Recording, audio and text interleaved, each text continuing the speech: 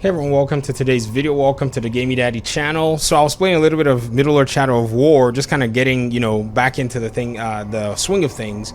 And somebody talked about this game on one of my videos about Assassin's Creed and all that good stuff. So I remembered I have this game actually, and I haven't beaten it. So I'll be working some progress, putting in a few hours here and there. But mainly this video, I wanted to discuss something about Assassin's Creed combat. And a lot of the sentiment around the internet about Assassin's Creed Valhalla's combat is you have a lot of people talking about how, well, the combat doesn't seem compelling because it seems like Ghost of Tsushima is going to be doing something better. Like, Ghost of Tsushima is going to be this open world Assassin's Creed style game that's going to do things better than Assassin's Creed.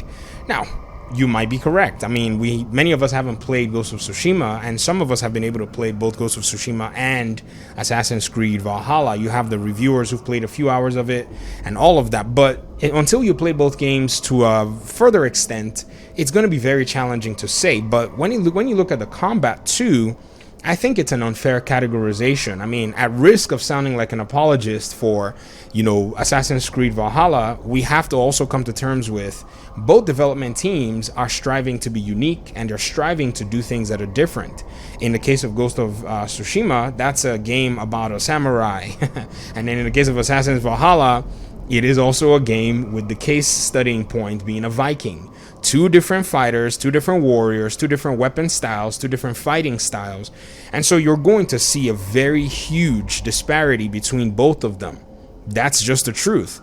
Now, many people may not, realize, but some people just, the way we look at fighting is very different. I look at fighting from the aspect of the culture and everything that surrounds it as much as I can find.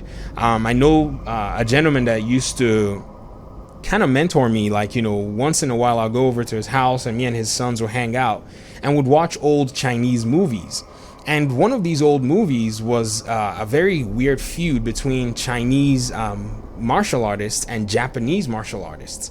And it was very interesting to actually see how the differences were quite, emphasized in this movie. You could see that everybody had a different approach to swordplay, how they use a spear, all that, all the different weapons that you have, and then some similarities and differences between weapons that were similar.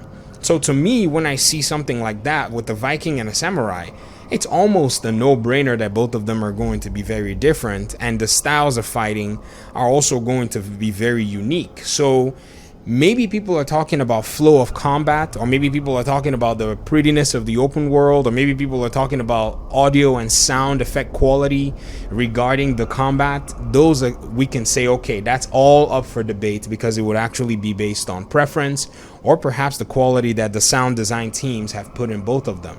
Now, another really interesting thing, somebody mentioned, Shadow of War being a very close game or closer game to Assassin's Creed rather than something like maybe Ghost of Tsushima. And I say, well, that's actually kind of true because the Middle-earth games, Shadow of War and Shadow of Mordor, basically lived in the shadow of Assassin's Creed. In fact, there was a joke that Middle-earth was called Middle-earth Shadow of Batman, Assassin's Creed, or something like that. Middle-earth Assassins of Batman or something like that, because with Middle-earth, the control scheme is very similar to Batman Arkham games. I mean, they're both published by Warner Brothers Studios, and yes, they use different engines and all that good stuff, but that's another whole discussion for another day.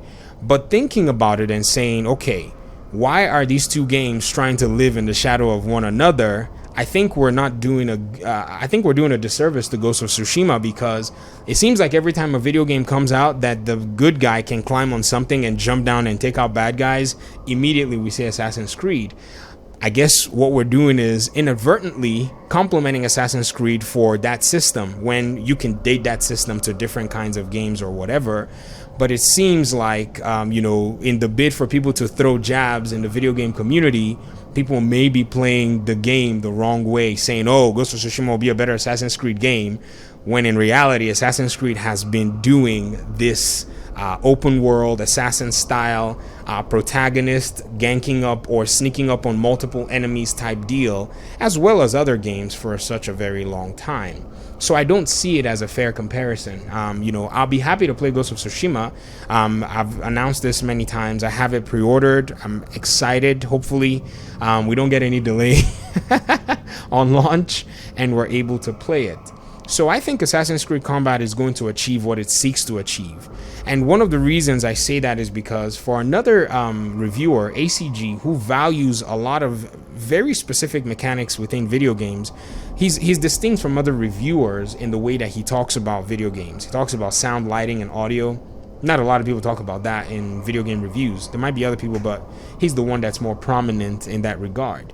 He spoke about the movement of how the Viking, character swings their weapon and their footwork. This is a very important thing when it comes to the way they would have also done the animation as well.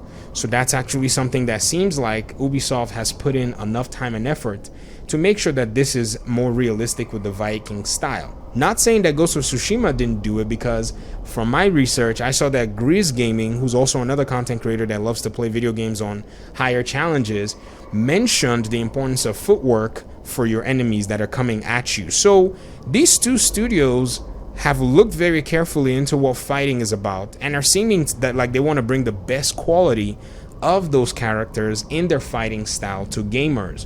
And I think gamers will do themselves a service to just appreciate both of them for what they are. One's a Viking, one's a samurai. In the same year, we're gonna get a Viking and a samurai game. I think that's good enough for many people, if you get what I mean. So I see, quality coming out this year more than anything else. Yes, Ubisoft seems like they're rehashing something that they've rehashed 1 zillion times, and Sucker Punch looks like they're trying to bring something out of a love story to good old Japanese, samurai cinematography and putting it in a video game. And I appreciate that very much. And I'm happy to, spend money on experiencing these games the way that they are. So I hope that we can kind of, come to terms with what all of this is. And I've said this before, different parties would prefer different things. I like Middle of Earth, Shadow of Mordor. I said Middle of Earth. Middle Earth, Shadow of Mordor, and Shadow of War combat because it's very similar to Batman. The counter style, the free flow combat, the stuff that you can time some things, but it's not always necessary. It's kind of very casual, and I enjoy it so much. And so I can appreciate this game and its combat style. I can appreciate the Arkham games and their combat style. I can appreciate Assassin's Creed Origins and its combat style and how it's unique from even Assassin's Creed Odyssey and its combat style. And I'm looking forward to playing Ghost of Tsushima. So I think this is the best approach to all these games and their combat styles, and it doesn't diminish one from the other unless one is just absolutely horrible and horrendous, which from what we've seen from about 30 minutes of gameplay, you cannot categorize, or maybe you can, but it's hard to justify categorizing Assassin's Creed Valhalla's combat as horrendous. I think it may not be as satisfactory as some people want it to be, but to say it's not, it's not good or it's going to be subpar to another game, which, depicts combat in a very different setting, I don't think that's a fair play, if you get what I mean. But hey, either way, many of us are excited about all of what's coming out, and I look forward to hearing your thoughts on all of this in the comment section. So that's basically it for me. Thank you so much for your time and audience. Hopefully we'll talk again very soon. Basically we'll be talking about Ghost of Tsushima pretty soon. I'm really stoked. I don't know why. I'm fired up for all these games because they're in a very weird segment of video games that I like. Third-person combat action, a little bit of open world and exploration. So these guys are checking off the list for players and gamers like me. So you'd expect to see stuff like that. So thank you once again for your time and audience. I hope to see you guys in another video. Again, like I said, let me hear your thoughts in the comment section. I'll be happy to read, respond, and all that good stuff. Peace.